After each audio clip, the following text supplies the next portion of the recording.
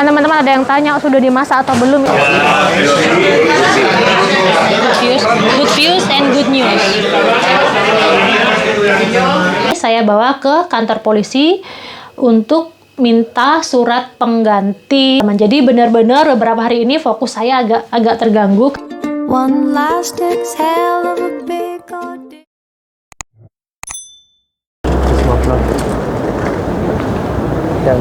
Pagi teman-teman, apa kabar semuanya? Mudah-mudahan dimanapun teman-teman berada selalu dalam keadaan sehat, bahagia, dan juga tidak kekurangan sesuatu apapun. Amin ya rabbal alamin. Dan yang paling penting jangan lupa untuk selalu be happy, be healthy, be you and be original. Pagi ini saya dan Nacho, kami mau ke instansi pemerintahan karena kami janjian dengan seseorang di sana untuk bertemu hari ini. Dan nanti setelah dari sana saya ceritakan kira-kira saya ngapain di sana. Oke teman-teman, ikuti keseruan dan kesibukan kami pagi ini. Tadi habis dari ngantar Matilde, belum sarapan, kita langsung ke kantor pemerintahan. Di sini tempatnya. Sekarang saya nunggu di luar. Kenapa? Karena tema COVID sih sebenarnya teman-teman. Jadi beberapa instansi pemerintahan tuh benar-benar strict banget.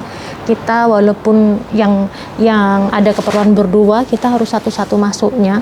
Dan ini saya juga nunggunya tuh di tangga, teman-teman. Kalau teman-teman lihat tuh, saya nunggunya di tangga. Kenapa? Karena di sini ada pembatasan penggunaan telepon genggam. Teman-teman bisa lihat di sana dari batas nih. Batas lantai ini ke sana, ke kiri, masuk ke dalam itu sudah nggak boleh pakai telepon. Jadi saya nunggu di tangga. Karena jangan-jangan nanti Nacho butuh sesuatu, jadi saya harus siap-siap ada di sini. Saya sudah keluar, jadi tadi saya tidak perlu masuk ke dalam. Nanti saya ceritakan detailnya seperti apa. Tapi sekarang karena tadi kami berangkatnya pagi-pagi jam 9 pagi, itu di sini masih pagi banget. Dan sekarang saya sama Nacho mau sarapan dulu karena belum sarapan teman-teman. Nacho suka banget ke sini karena di sini adalah tempat temannya dia. Bacalao quiero, lo otro sorpresa. ¿Tú también quieres bacalao? Yo quiero dulce como ese de... Dulce soy yo, dulce. Itu. Dulce soy yo. Y con premio. Con premio. Con gran premio. ¿Cómo se llama esto, papá? De dulce de redondita con... ¿Ensaimada? Eso sí. Una ensaimada. ¿Pero qué quieres? ¿Con café con leche? ¿Coffee with milk? Café descafeinado con leche, ¿vale? ¿Coffee with milk? Coffee with you. No me hagas foto. Café con leche y ensaimada. Pasangin ini sama yang punya. Ayo, Pak, let me see what is inside, Pak. Bacalao con tomate. ¿Es bueno?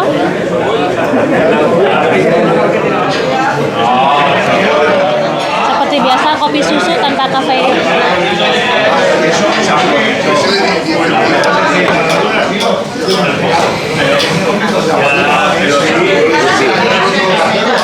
Good views and good news.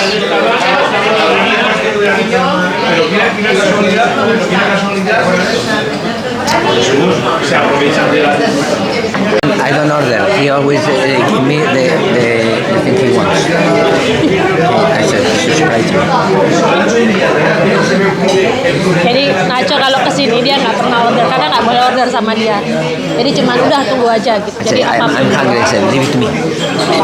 Jadi Nacho cuma cukup bilang aku lapar. Sepia con cebolla. ¿Tú sabes qué pasa cuando comes mucha cebolla? No. Dígaselo. Cuando pis. Cuando pis, ¿no? Cuando pis. La cebolla que hace crecer. El jaleo. El jaleo. Comes mucha cebolla, crece la polla. Habis sarapan karena tempat sarapannya cuma di sebelah sana. Dan sekarang kita masuk ke pasar tradisional. Kita lihat kira-kira apa yang bisa kita beli untuk makan siang hari ini.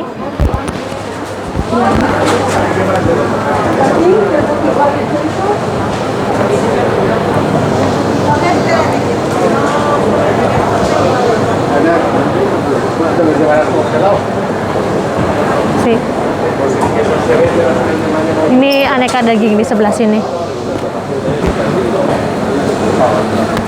Sekarang kita menuju ke tempat ikan. Ya teman-teman.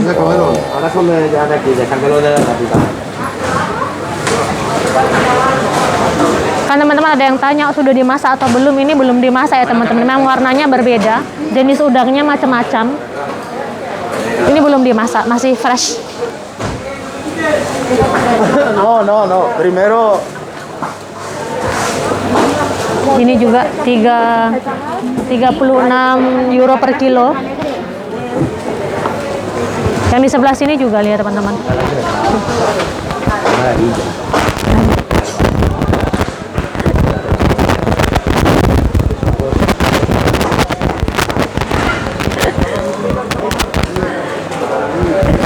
Ini kesukaannya Nacho. Teman di sini, ini ikan asin ada per kilonya 14,50 euro. Ini Nacho suka banget. Di sini dibilangnya bakal laut. Di restoran 38 euro per kilonya.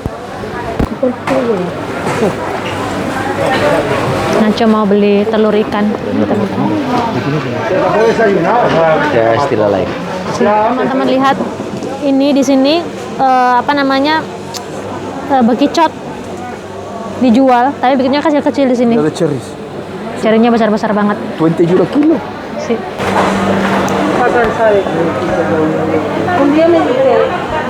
Ini dada ayam sudah diambil itunya teman-teman, cuma 4 euro 55 sen. Paha ayam per kilonya 3,40 sen. Saya udah kayak reporter pembawa berita bahan pangan. Dan yang ini sama, dari paha sampai dengan dekat pantatnya, paha bawah paha atas 3 euro 40 sen. Medio pollo. Sudah keluar dari pasar, beli telur ikan, sama beli lasanya, sama beli ayam kampung. Sekarang kita menuju ke rumah. Dulu pertama kali dulu ada Dian di sini, anak Indonesia yang suaminya sekolah di sini.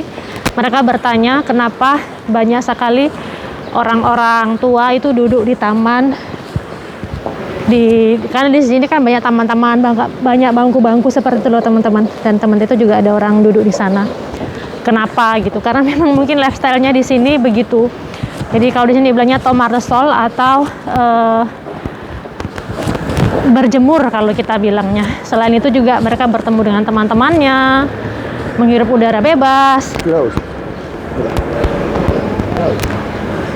Ya teman-teman, saya tunjukin ke teman-teman di sini semenjak sebelum COVID juga ya. Tapi setelah COVID lebih parah lagi, banyak toko-toko tutup. Misalnya ini kebab di sini tutup.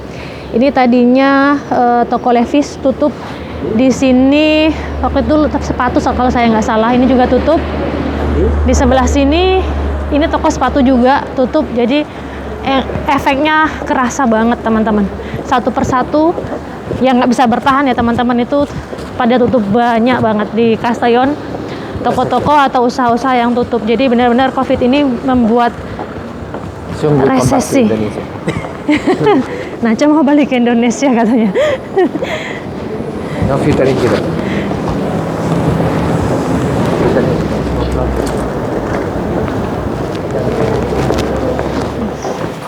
Assalamualaikum. Sampai rumah lagi teman-teman. Jadi tadi itu ceritanya saya ngurus soal KTP saya ceritakan runtutannya ya.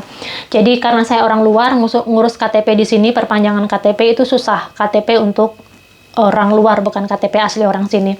Karena kalau KTP asli orang sini, misalnya Matilde dan Nacho, itu mereka kemarin sama-sama bikin KTP dan juga pembaharuan paspornya Matilde, 3 ya. KTP Nacho, KTP Matilde, dan paspornya Matilde berbarengan itu kurang dari 30 menit selesai. Prosesnya cepat sekali. Tapi tidak dengan saya, karena saya adalah orang luar, foreigner yang tinggal di sini. Jadi untuk pembaharuan KTP itu prosesnya lebih panjang, prosedurnya lebih lama, berkas-berkas yang disiapkan jauh lebih banyak gitu. Singkat kata, singkat cerita, ketika dokumen-dokumennya sudah lengkap, itu kita harus apply di satu kantor pemerintahan di sini. Apply-nya itu kita harus bikin appointment lewat internet karena COVID ini loh teman-teman. Jadi dibatasin banget, dan untuk bikin appointment lewat internet itu susahnya luar biasa karena kan banyak yang antri itu banyak banget. Susahnya luar biasa. Akhirnya kita cari alternatif, dan karena kebetulan kita ada beberapa teman yang kerja di pemerintahan dan mereka tahu ternyata di Kota Castellón itu ada 3 tempat. Yang satu pusatnya ini, yang pusatnya ini memang Memang langsung sebenarnya teman-teman, kalau udah ke sana tuh langsung gitu loh. Tetapi bikin apanya luar biasa susah. Tapi ada 2 kantor lagi yang juga bisa menerima berkas itu gitu.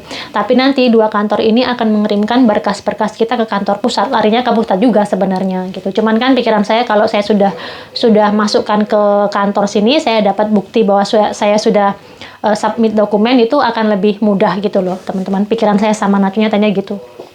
Akhirnya saya sama Naco pergi ke sub kantor ini, ke salah satu kantor yang bukan kantor pusat ini. Saya berikan dokumennya semuanya. Kemudian dengan bukti bahwa saya sudah submit ini, saya bawa ke kantor polisi untuk minta surat pengganti, semacam, mungkin kita bisa bilangnya semacam KTP sementara, surat jalan lah. Jadi kalau misalnya saya pergi ke luar negeri, saya kembali ke sini, saya itu ada bukti bahwa saya legal masuk ke sini. Karena kalau saya nggak pakai bukti itu, saya nggak bisa masuk karena KTP saya sudah kadaluarsa teman-teman, nggak ada izin tinggal di sini gitu. Nah, saya pergi ke kantor polisi. Pertama kali saya ke sana, mereka bilang data saya belum masuk ke dalam sistem. Mungkin karena saya apply di kantor subnya, dan kantor subnya harus mengirim dulu dokumennya ini ke kantor pusat, dan kantor pusatnya yang memasukkan data-data saya ke komputer. Nah, kemudian dari kantor polisi itu bisa mengakses data-data saya kan, karena semuanya dikomputerisasi ya teman-teman. Tetapi data saya ternyata belum masuk di sana.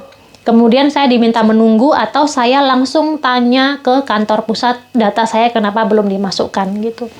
Nah, karena di kantor pusat itu susah banget untuk bikin appointment, saya sama Naco kepikiran udah deh tunggu aja, mungkin 2 atau 3 hari datanya bakalan sampai karena langsung dikirim dari kantor yang sub ini, dia bilang bakal langsung dikirim ke kantor pusat. Beberapa hari kemudian saya datang lagi nih ke kantor polisi untuk minta surat jalan. Mereka cek lagi ke komputer gitu kan, nama saya, kemudian nomor KTP saya, nomor identitas diri saya gitu. Lagi-lagi data saya nggak ada di sana teman-teman. Dan akhirnya mereka curiga, ini kamu apply-nya kapan? Saya bilang tanggal 1 Februari. Harusnya sudah sampai kalau tanggal 1 Februari. Akhirnya mereka cek tuh buktinya, bukti surat itu. Di situ dibilangnya bahwa dokumen saya dikirimkan ke alamat bukan ke kantor pusat. Jadi di situ tuh ditujukannya malah ke kantor polisi gitu. Nah, akhirnya di kantor polisi ini nggak mungkin kalau ini salah tujuannya, harusnya bukan ditujukan ke kantor polisi tapi ke kantor pusat gitu. Akhirnya di kantor polisi itu mulai dari tanggal 1 sampai dengan tanggal saya datang ke sana itu mereka ngobrak-abrik dokumen. Jangan-jangan ada dokumen datang yang belum kita masukkan gitu. Akhirnya ada satu ibu-ibu yang kayak marah gitu, tapi marahnya bukan sama saya sama Naco, marahnya sama sistemnya gitu. Mereka bilang gini, ini kesalahan yang fatal, ini nggak boleh terjadi kesalahan seperti ini, karena ini data yang sangat penting, data warga yang tinggal di sangat penting, ini nggak bisa sampai hilang atau ketelingsot gitu loh, bahasa Indonesianya, bahasa Jawanya. Nggak ketemu sama sekali. Akhirnya ibu ini telepon ke kantor pusat, ada nggak, ini ada kesalahan, ada kesalahan kirim data bla bla bla, ya harusnya dikirim ke kantormu, kenapa dikirim ke sini, dan di sini nggak ada sama sekali. Akhirnya di kantor pusat ngecek juga dari tanggal 1 sampai dengan tanggal saya datang ke sana, data saya nggak ada. Jadi saya kehilangan satu bundle data pribadi saya, semuanya ada di sana, nggak tahu ada di mana data saya. Kemudian karena saya penasaran, sebelumnya ibunya ini bilang, udah kamu datang ke kantor, kamu pulang, saya akan kabari segera. Apapun yang terjadi, saya akan update, karena ini tanggung jawab kami gitu. Saya pulang sama Naco, tapi saya penasaran kemana surat saya. Saya balik lagi ke kantor sub ini teman-teman. Di sana saya tanya, saya kan udah apply nih tanggal 1. Saya kantor polisi minta surat jalan, data saya nggak ada di sistem komputer, nggak ada. Kemudian ini tujuannya kok ditujukan ke kantor polisi, harusnya kan ke kantor pusat gitu. Dicek sama mereka, dan ternyata mereka tuh kirimnya ke kantor pusat dan juga ke kantor polisi, tetapi ke kantor yang satu lagi, kan ada sub yang 2 gitu kan. Ini dikirimnya ke sini, karena sama aja, dikirim ke kantor pusat sama kantor yang satu ini sama aja, mereka bisa masukkan ke sistem gitu, mereka bilangnya gitu. Sudah diterima tanggal segini, ini ada buktinya, yang nerima ini divisi yang nerimanya ini bla bla bla gitulah intinya. Karena saya penasaran, itu data penting banget, saya datang karena kantor itu nggak jauh teman-teman, jalan tuh cuman ya deket banget, nggak nyampe 2 menit, cuman kayak sebelahan gedung banget, enggak. Ada tiga gedung, jadi ada ini kantor yang satu, 3 gedung, terus kantor satunya. Saya datang tuh kantor satunya. Dari bukti ini kalian terima ya dokumen atas nama saya dengan ini. Mereka cari juga semuanya, ada 3 orang yang nyari teman-teman, nggak ada. Dari tanggal 1 sampai dengan tanggal saya apply itu nggak ada dokumen saya, nggak tahu entah hilang di mana. Dan pas kita di sana, polisi yang perempuan ini nelpon Nacho, solusinya gini aja, kamu minta maaf segala macam, kamu siapkan lagi dokumennya, langsung ke kantor pusat, nggak perlu bikin appointment karena ini kesalahan kami, kamu langsung ketemu sama ini gitu. Kalau ditanya sama security, kamu ingin ketemu dengan ini karena ada permasalahan ini gitu. Akhirnya kemarin saya siapkan dokumennya semuanya, sampai malam teman-teman saya siapkan dokumen, ngisi dokumen bla bla bla bla, dan tadi pagi saya ke sana sama Nacho, ditanya bla bla bla bla bla bla gitu, dan dokumen saya langsung dimasukkan, disubmit, dan alhamdulillahnya sebenarnya ada 1 dokumen yang kurang, yaitu sertifikat digital yang menyatakan bahwa saya dan Nacho itu benar-benar menikah. Dan sertifikat digital ini masa berlakunya hanya 3 bulan. Jadi kita apply ke bentuknya sebenarnya bukan digital, bentuknya kertas, tapi saya apply-nya dari sini lewat internet. Dan itu yang mengeluarkan dari Madrid, karena kalau untuk pernikahan campuran orang Spanyol dengan orang luar itu dokumennya semuanya terpusat di Madrid. Kurang itu. Kenapa saya kurang itu? Karena untuk mendapatkan itu agak susah, waktunya dari mulai kita apply sampai dengan sertifikatnya datang itu bisa sampai bulanan teman-teman, bahkan bisa sampai 6 bulan gitu, dan masa berlakunya cuma 3 bulan. Kenapa cuma 3 bulan? Karena dikhawatirkan harus selalu diperbaharui, karena dikhawatirkan mana tahu hubungan suami istri ini buruk, kemudian mereka berpisah, jadi selalu diupdate gitu loh teman-teman, apakah benar masih suami istri atau udah cerai gitu. Jadi bukti pernikahan itu diupdate setiap 3 bulan sekali. Saya masih nunggu itu, tapi saya bawa bukti bahwa saya sudah apply ke Madrid gitu. Dan alhamdulillahnya tadi itu diterima, alhamdulillahnya. Tapi memang saya menyiapkan dokumen-dokumen yang pendukungnya banyak sekali teman-teman, yang menyatakan bahwa saya bukan mencari sesuatu yang tidak benar di sini. Saya tunjukkan bukti bahwa saya punya anak Spanyol ya, kartu keluarga. Kemudian apalagi bukti bahwa saya tidak akan terlantar di sini, kalaupun misalnya memang tidak dianggap saya suaminya Nacho gitu, saya tidak dianggap saya istrinya Nacho, dengan bukti bank account, jadi rekening saya cantumkan di sana. Saya cantumkan juga bahwa saya punya bisnis atas nama saya sendiri di sini, bukan atas nama suami. Kemudian juga bukti bahwa saya sama sekali membuat bisnis itu sama sekali tidak ada hutang ke siapapun gitu. Jadi kayak pernyataan di sini bahwa saya tidak tersangkut hutang kepada siapapun. Kemudian pajak, saya walaupun mungkin hanya sebutir debu, saya juga menyumbang pajak ke negara ini. Kemudian juga andaikan saya sakit, saya juga di cover oleh asuransi, itu juga bukti pendukung juga, asuransi private insurance ya teman-teman.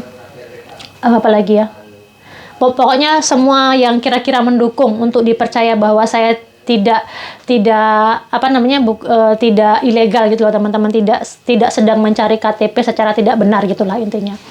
Dan akhirnya bukti-bukti pendukung itu bisa masuk akal, karena memang masuk akal menurut saya, dan mereka bisa terima. Akhirnya berkas saya diterima, alhamdulillah banget teman-teman. Jadi di balik musibah dokumen saya hilang, ada berkahnya adalah saya bisa apply langsung dan sudah diterima di sana.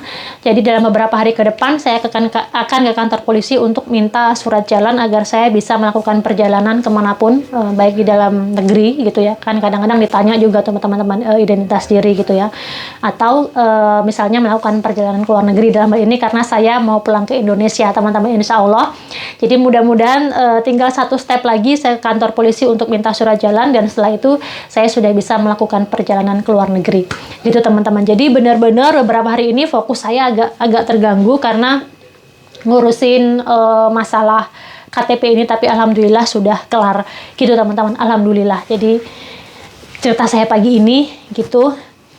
tadinya sudah was-was, dan saya sempat sempat kesal juga karena kelalaian mereka. Saya harus nyiapin dokumen semua, dan dokumennya banyak teman-teman. Kalau cuma 1-2 gitu nggak apa, dokumennya yang disiapkan tuh banyak banget gitu. Anyway teman-teman, begitulah lika-liku kehidupan kabin campur. Jadi teman-teman yang mungkin punya pasangan orang luar dan berencana untuk menikah, harus siap dengan segala sesuatu ini. Tidak semudah yang dibayangkan ya. Jadi banyak sekali persiapan-persiapan, banyak sekali di kedepannya itu yang kita mesti siap jika terjadi sesuatu dengan kita gitu. Anyway teman-teman, hari ini saya tunjukkan ke teman-teman, saya mau bikin ini. Teman-teman tahu nggak ini apa? Ini adalah ubi kayu. Saya nggak tahu, mungkin setiap daerah namanya beda. Nih. Dan ini saya beli beberapa hari yang lalu. Sebenarnya itu saya mau bikin lemet teman-teman. Cuman ya karena sibuk banget fokus ngurusin berkas-berkas ini, saya nggak sempat. Jadi cuman saya rendam, saya ganti air, saya rendam, saya ganti air. Akhirnya apa? Akhirnya dia baunya udah nggak segar lagi. Baunya sudah agak berbeda. Jadi ini saya kepikiran untuk saya bikin gaplek teman-teman. Kalau teman-teman orang Jawa mungkin teman-teman tahu, kecuali orang Jawa yang tinggal di kota mungkin teman-teman tidak tahu. Gaplek itu adalah ubi kayu ini yang dikeringkan, dan nanti kalau udah kering ini bisa kita bikin tepung untuk dibikin tiwul, atau misalnya untuk bikin gatot dan sebagainya. Dan karena ini kalau dibuang sayang, jadi ini mau saya cuci, kemudian saya jemur, saya keringkan. Nanti kalau ada waktu saya nggak tahu ada waktu atau enggak. Kalau misalnya ada waktu mau dibikin tepung untuk dibikin tiwul, tapi kalau nggak sempat, nanti ini mau saya bikin gatot aja. Gatot kan enak ya teman-teman. Jadi gatot itu gaplek yang sudah kering, itu dikukus, kemudian nanti dimakannya biasanya pakai pakai ini kelapa parut sama pakai gula pasir gitu teman-teman. Ini dia gatotnya, ubinya tuh sebenarnya cantik-cantik, karena kan saya belinya di freezer teman-teman. Jadinya ubinya tuh sama sekali nggak ada anginnya kan. Ada ubi yang kadang-kadang dia kena angin gitu kan teman-teman, dan hitam-hitam, tapi ini benar-benar bersih ubinya gitu. Oke, sekarang ini mau saya jemur dulu, mungkin karena musim dingin mataharinya nggak selalu ada. Mudah-mudahan ini juga bisa kering cepat, kita bisa bikin gatot. Di pasar-pasar tradisional kadang-kadang kita masih bisa nemuin penjual gatot. Kalau di Jogja ya teman-teman, saya nggak tahu di daerah lain, tetapi kalau di kota mungkin sudah agak susah, apalagi kalau di swalayan modern mungkin sudah nggak ada. Begitu cerita saya pagi ini. Alhamdulillah satu masalah sudah terselesaikan, tinggal kita urus pekerjaan-pekerjaan yang lainnya. Matur nuwun teman-teman sudah menonton, dan sampai jumpa lagi di video-video selanjutnya. Bye bye.